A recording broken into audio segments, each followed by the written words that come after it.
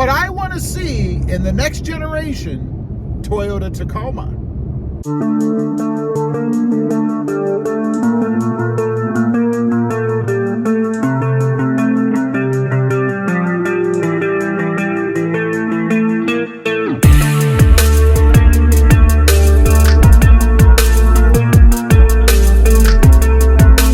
Well, good afternoon, everybody, and welcome back to RobMotive. So this is what I want to see in the next generation Toyota Tacoma. You know, it's coming, so I don't think it's too early to talk about it. Within the next probably couple of years, we're going to see a Gen 4 Toyota Tacoma. So these are just a few things for me that are going to make or break the truck. Now, before I get going, I want to give a shout out to whoever sent me this. I went to the P.O. box today and this was waiting for me. I didn't order it. It's called Tire Kicker Tire Shine from Chemical Guys. So somebody sent me this, whoever it was, thank you very much. I appreciate it, and it will be demonstrated in an upcoming video. So let's get to the topic at hand. Number one, I want to see the body that they recently revealed for the electric Toyota Tacoma on the new Gen 4 Toyota Tacoma.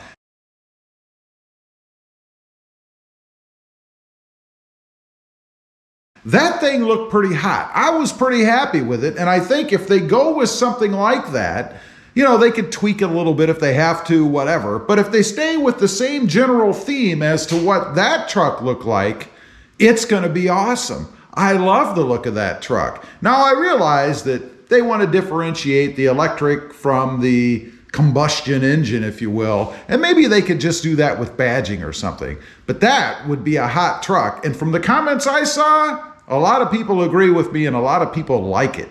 Number two, acceleration and torque.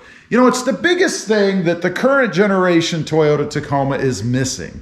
Without an aftermarket unit like the Sprint Booster, it's a dog. It has built-in lag, that needs to go away, and it needs to have good torque. Now, if they're going to shove this four-cylinder twin turbo down our throats, I think it has to meet that, and it can. There's no reason why it can't. It needs to be quick. It needs to be long-lasting in addition. In other words, I don't want to jump off the line and then 2 seconds later be wondering where the power went.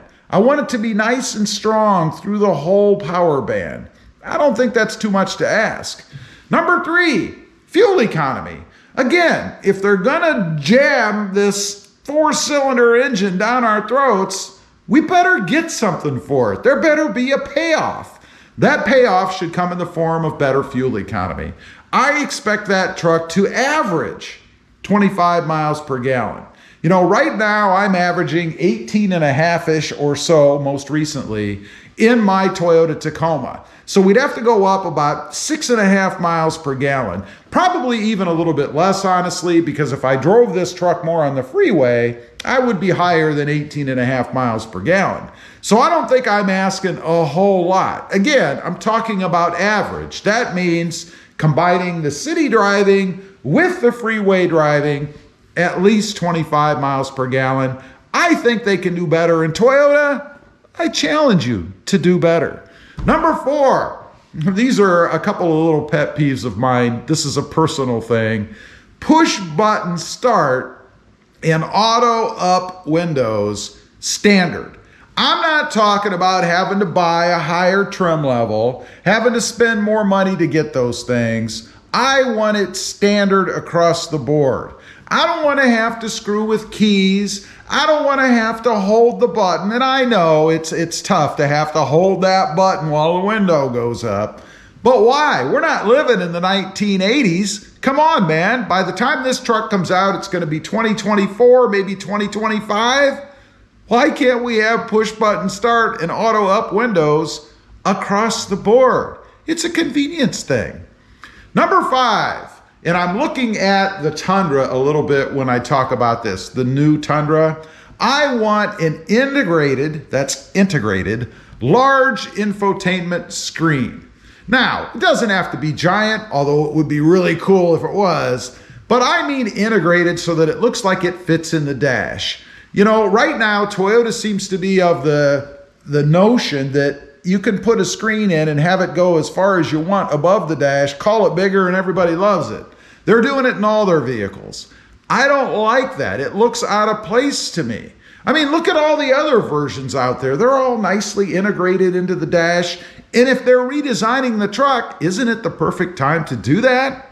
And you can fit a bigger screen in there. Again, it doesn't have to be gargantuan. It would be cool if it was. I mean, imagine if Toyota in the Tacoma had the same size screen as what you see in the Ram.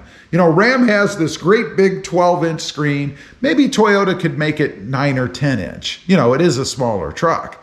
But they have this great big screen integrated in there. It fits nicely. It looks good. It's functional. We need to do that going forward with the Toyota Tacoma. Don't give me one of these screens that juts out above the dash. It looks out of place, it looks poorly designed, and it doesn't look like it really fits. I don't want to see that. Number 6, driver's side grab handle. Why don't we have a driver's side grab handle? You know, I'll go back to the Ram once again. I was noticing how they did it. And the argument that I've heard for why Toyota does not have it in the Tacoma now is because it was a safety hazard. It was in the way, and if you crashed in a certain way, you could hit your head on it. What Ram has done is they've brought it out a little bit and kind of brought it kind of parallel to the window. So it's still functional, but it doesn't jut out into the cab. That's how they tackled that problem, I think. And by the way, we do have a driver's side grab handle in the new Tundra.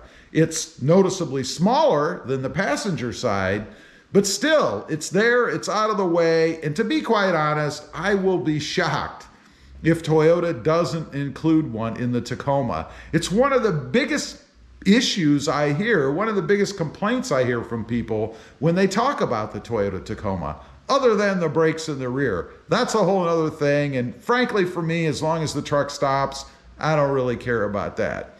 Lastly, number 7. Give us back our rear seat pull straps. Why in the world did Toyota take those out to begin with? They still sell them. You can still buy them. They are exorbitantly expensive.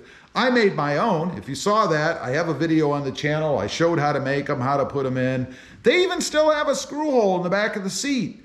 That tells me that some penny pincher somewhere up in Toyota said, you know, we can save 50 cents a piece on these pull straps. Multiply that by, I don't know, 150, 180, 200,000 trucks. That's a lot of money, but how petty. I mean, you know, they could have just put an extra line as an option on the sticker for 50 cents, a couple bucks, heck, $5, who cares? And included that in the back. It's just one of those little convenience things that I think is crazy that Toyota decided to pull it out. Anyway, those are the things. That's what I want to see in the next generation Toyota Tacoma. Did I miss anything? What do you want to see in the next generation Toyota Tacoma? Leave a comment. I'd be curious to know. Also, real quick, I do have 2 additional channels. RobMotive FST, all about full-size trucks. And RobMotive JT, all about my 2020 Jeep Gladiator. Check them out, and if you're interested, please consider subscribing. Don't forget to click that notification bell so that you don't miss out on any upcoming videos. And do me a favor, smash that subscribe button on the way out. Thanks for watching. Stay safe out there. Bye.